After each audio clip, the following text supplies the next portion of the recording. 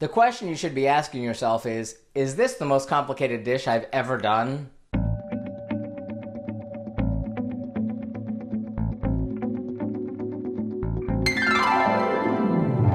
And welcome back to Cliffieland. This is Week in Country number 112 on our second attempt of cooking food of every single country in the world. And tonight we're up to the nation of Mexico. Mexico, located in Central America, technically North America, between Guatemala, Belize on the south and the United States on the north, has got one of the most epic cuisines in the world. In fact, it is so epic it has been named by UNESCO as one of the most culturally significant things on the planet. That's how significant it is. The cuisine varies from the north to the south, the east to the west. It's very, very different in different parts of the country. One of the key things of the cuisine is that it has features from the colonial Spanish, which have been mixed in with indigenous Mexican items, ingredients, and traditions from various parts of the country, a lot of it involving corn, beans, tortillas, tamales, mole. It is just a tremendous cuisine that there's no way we can even scratch the surface here.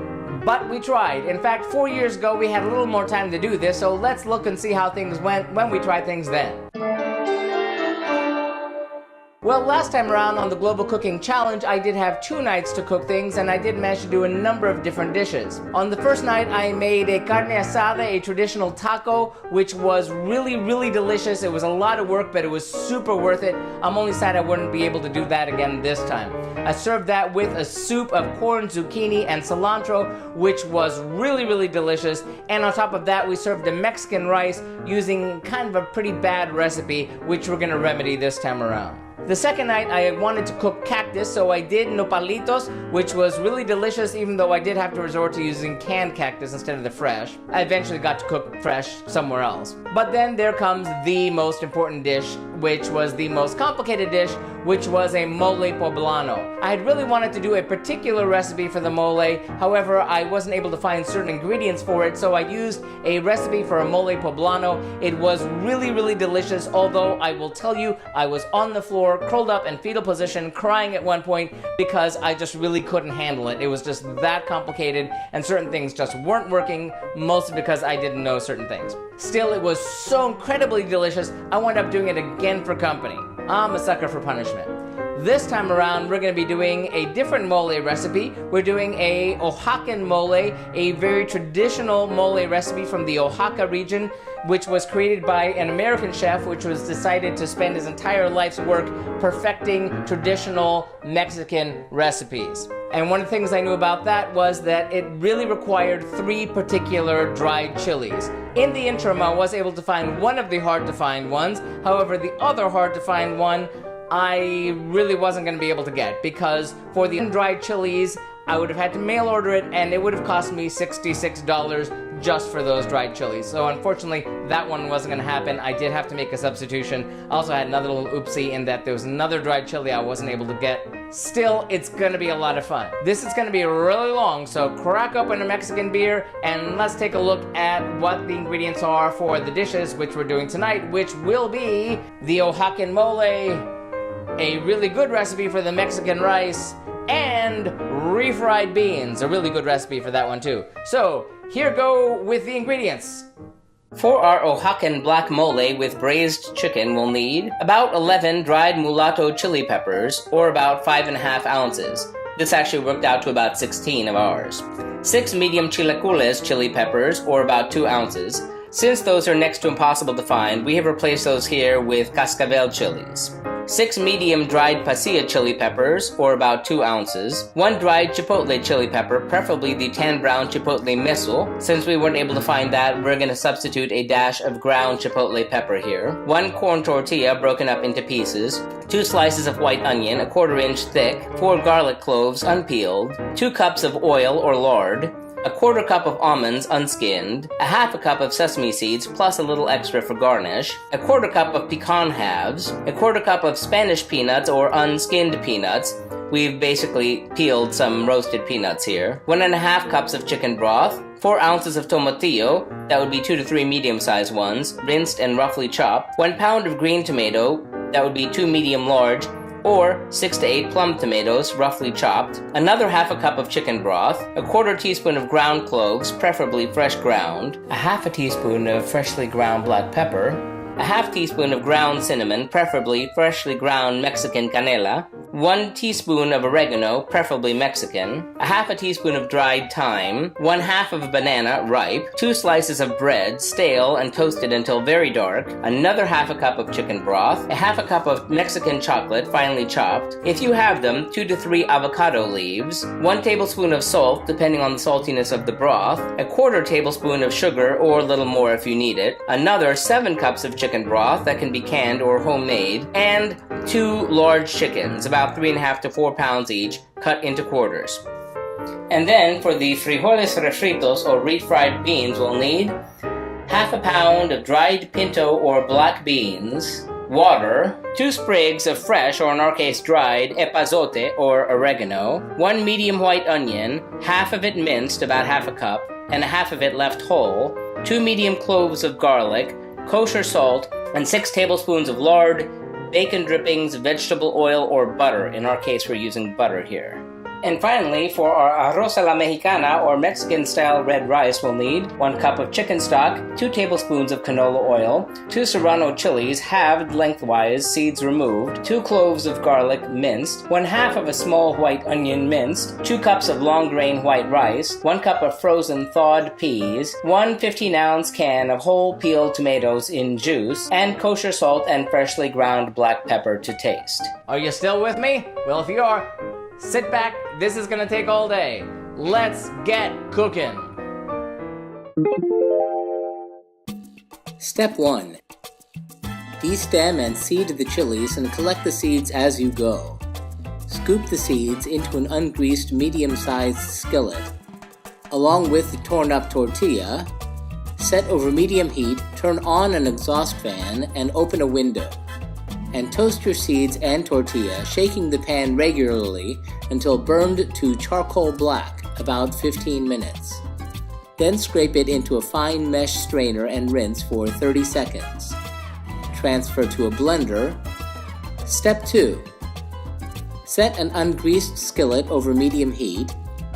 Lay on a piece of aluminum foil and lay on the onion slices and garlic cloves. Roast until soft and very dark. 5 minutes each side for the onion and 15 minutes for the garlic, turning frequently as it roasts. Cool the garlic a bit and then peel it. Combine it with the onion in a large bowl. Step 3. Preheat your oven to 350 degrees Fahrenheit. Return the skillet to medium heat. Add 2 cups of lard or oil to about a half-inch depth, and begin frying the chilies. Fry for about 30 seconds until crisp when cool but not burnt. Drain well and gather into a large bowl. Cover with water and let rehydrate for 30 minutes, stirring for even soaking. Drain, reserving the soaking liquid. Step 4. While the chilies are soaking, toast the seeds and nuts on baking sheets in the oven. Sesame seeds on one, and pecans, peanuts, and almonds on the other. About 12 minutes for the sesame seeds, a little longer for the other nuts. Add those to a blender, along with 1.5 cups of chicken broth, and blend to puree. Transfer to a small bowl, and without rinsing the blender, continue. Add the green tomatoes and tomatillos with another 1/2 cup of chicken broth and puree, and pour that into another bowl. Step 6.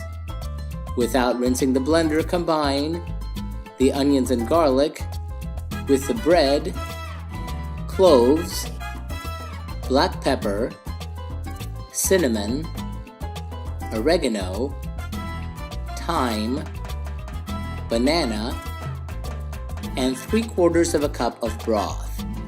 Blend to a smooth puree and pour into another bowl. Drain the chilies, reserving the soaking liquid, and place the chilies in the blender with another 1/2 cup of chicken broth. and since we didn't have the chipotle peppers, we added the dash of powdered chipotle pepper here. Blend to a smooth puree. Step 6. In a large 8 or 9 quart pot, preferably a Dutch oven or Mexican cazuela, heat 3 tablespoons of oil of what you used for the chilies, and set over medium heat.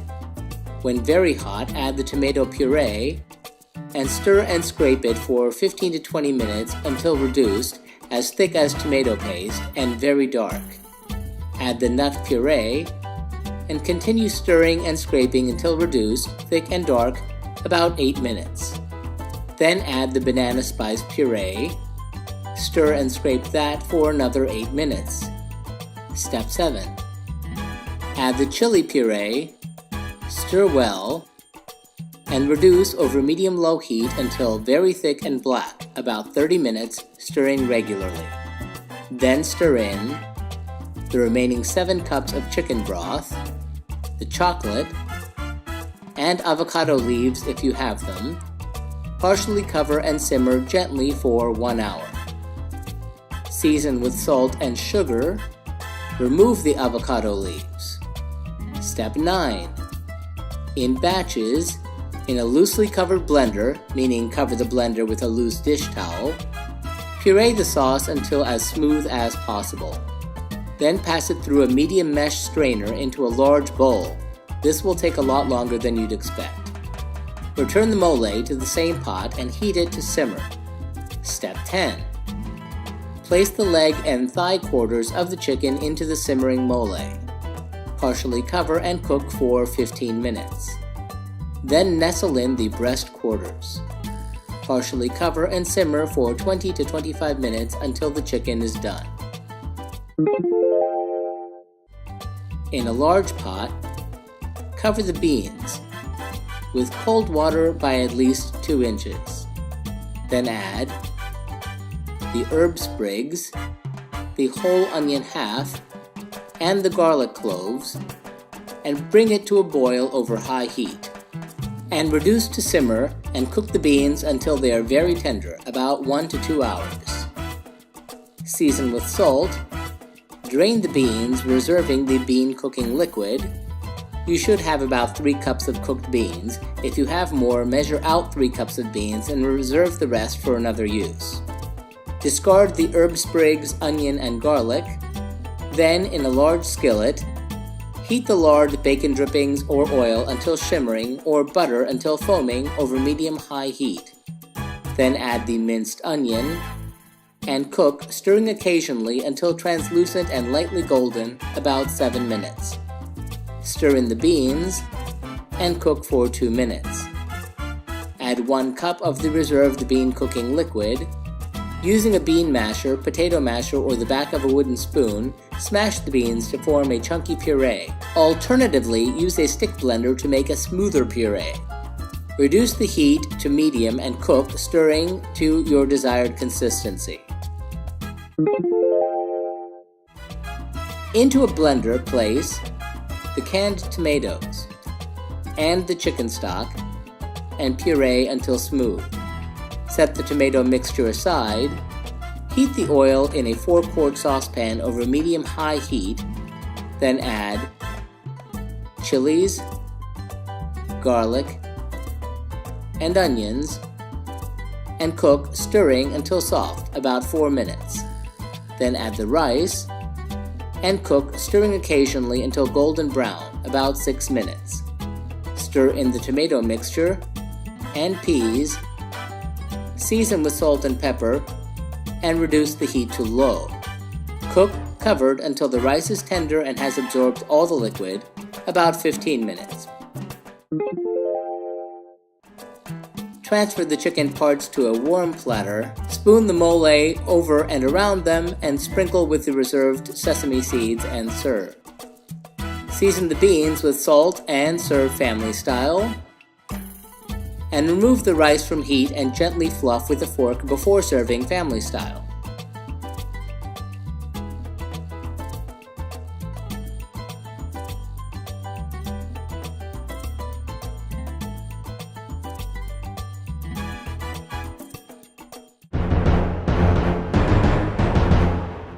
After all that, that better been great. And boy, it was. Oh, let's start off with those refried beans. The recipe was short, it was sweet, and I didn't get to use the lard in it. I did when I did it in the interim, because I used up all the lard for the chilies. But it was really delicious. Everyone really loved it, including some people that have never actually had this kind of thing before. So that one gets 5 out of 5 globes. The Mexican rice was also really delicious. It took a little longer than I had expected, but it had the really nice kick. It was really delicious, including some people that don't like spicy food actually like this one. So that one too gets 5 out of 5 globes. But what do you say about that Oaxacan mole with the braised chicken? Well, I will tell you, each time I do this, I learn something new. One of the things I learned this time is that this is a different recipe. It is very, very smoky. It involves a lot of actual smoke. It has the great depth of flavor from those chilies. I'm sure if I had the actual chilies that were really expensive and hard to find, I would have had something completely out of this world terrific, but as it was super delicious. It had all kinds of complexity and layers. The sesame seeds on top just really added that nice finishing touch. I'm gonna give the Oaxacan mole 5 out of 5 globes. I really wanna try and make this again to make it even better sometime, though it does take all day and a lot of work. Still, really great. Muchas gracias, Mexico. So thanks for waiting around. Thanks for sitting through this whole thing. Thank you, Mexico. It's been great. We'll be back here in 2 weeks when we go back to the islands yet again to have the food of Micronesia. Technically the Federated States of Micronesia. You'll see more about that then. See you then. And remember, if you'd like to see our streams live when they happen, follow us on Periscope or Facebook Live. Like and subscribe to be advised when these videos are posted. If you have any thoughtful feelings or helpful suggestions about the food that we're cooking, sound off in the comments. Remember, links to the original recipes, remember these aren't my recipes, are found in the About section. And tune in next time. Thanks for watching and happy eating!